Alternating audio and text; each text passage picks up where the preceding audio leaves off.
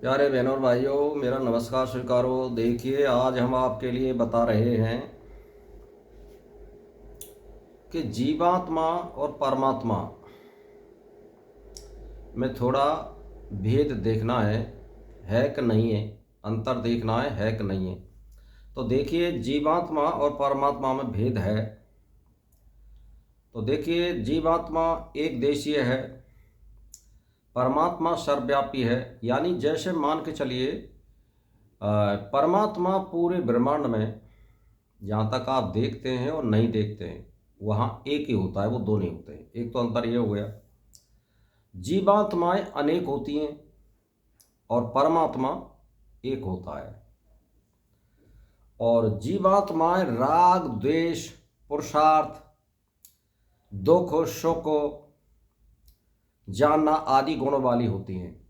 लेकिन परमात्मा कैसा होता है? परमात्मा इनसे परे है, वो इन सब का साक्षी है। वो सुख और दुख इनसे परे है, उसको सुख और दुख व्याप नहीं सकते। जीव व्याप्य है, ईश्वर व्यापक है। जीवात्मा भोग और उसके फल का भोगता है, परमात्मा उसका साक्षी है। परब्रह्म उपास्य है, जीवात्मा उपासक है। जीव ईश्वर के अधीन है, परमात्मा उसका शासक और स्वामी है। अब देख लीजिए, अब ये परमात्मा के ये अंतर है, ये जो मैं बता रहा हूँ आपके लिए। जीव मतलब ये है कि ईश्वर के अधीन है, अल्पज्ञ है, और परमात्मा सर्वज्ञ है। ब्रह्म जीव नहीं है, उससे अधिक है।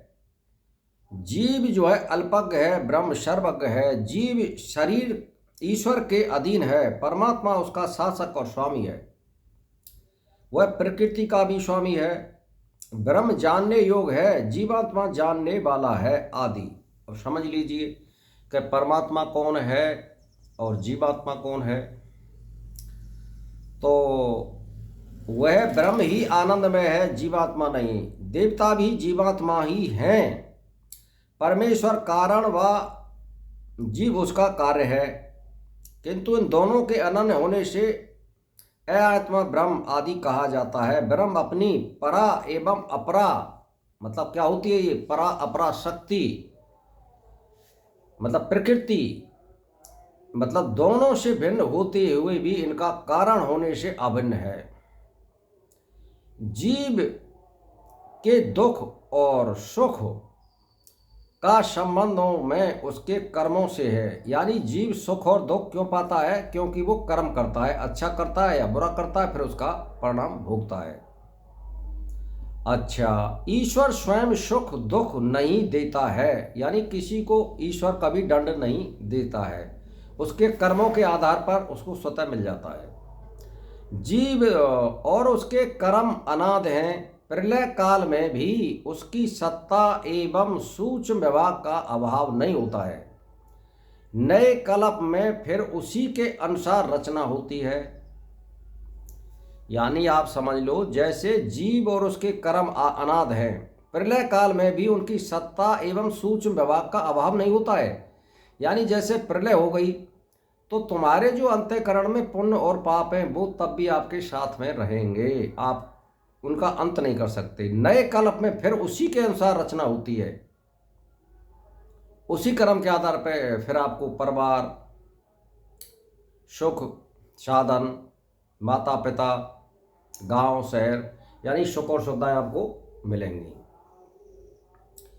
तो कहने का मेरा मतलब ये है कि नए कल्प में फिर उसी के अनुसार रचना होती है। जिस प्रकार नमक जल में घुलकर भी अपनी सत्ता को मिटा नहीं देता है, उसी प्रकार जीव एवं कर्म ब्रह्म में सूक्ष्म रूप में विद्वान रहते हैं। प्रलय काल में भी जीव अपने आप मुक्त नहीं होते हैं। यानी प्रलय काल में भी जीव अपने आप मुक्त नहीं होते हैं। यह जीवात्मा नित्य शाश्वत प्राण है, शरीर के नाश होने से इसका नाश नहीं होता है। जड़ प्रकृति और जीव दोनों ही प्रलय काल में अपने धर्मों का त्याग नहीं करते हैं, यानी उसके साथ रहते हैं।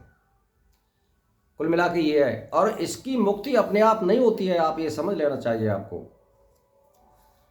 अच्छा, फिर आप सोचिए कि जीवात्मा नित्य है, उसका नाश नहीं होता है, वह परलोक में जाकर पुनः लौटता है। जीवात्मा अणु स्वरूप है, वह विभु व्यापक नहीं है। जहां आत्मा को विभु कहा गया है वहां उसका अर्थ परमात्मा से लिया गया है। जहां आत्मा कहा गया है वहां वो अर्थ परमात्मा से लिया गया है, आप समझ लीजिए। तो हमारा जो कहने का आपके लिए आशय है, प्रलय काल में जीवात्मा अपने शरीर का यानी अपने कारण शरीर सहित अवयव रूप से ब्रह्म में विलीन रहता है। सृष्टि काल में पुनः सूक्ष्म और स्थूल रूप में प्रकट होता है। जीवात्मा कर्म करने में स्वतंत्र है, किंतु पूर्व जन्मों में किए गए कर्मों के फलस्वरूप उसका जो स्वभाव बन गया है उसी के अनुसार वह कर्म करता है। इसीलिए वह संस्कारों के अधीन है, उन्हीं के अनुसार वह फल भोगने में परतंत्र है। कर्म फल ईश्वर स्वयं देता है। विवेक जागृत होने पर सदकर्म में प्रवृत्त होता है। ये मैंने आपको अंतर बताए हैं, फिर मैं कल आपके लिए आगे के लिए बताऊंगा इनका अंतर। आज का वीडियो हम यहीं पर समाप्त करते हैं। मेरा नमस्कार स्वीकार हो।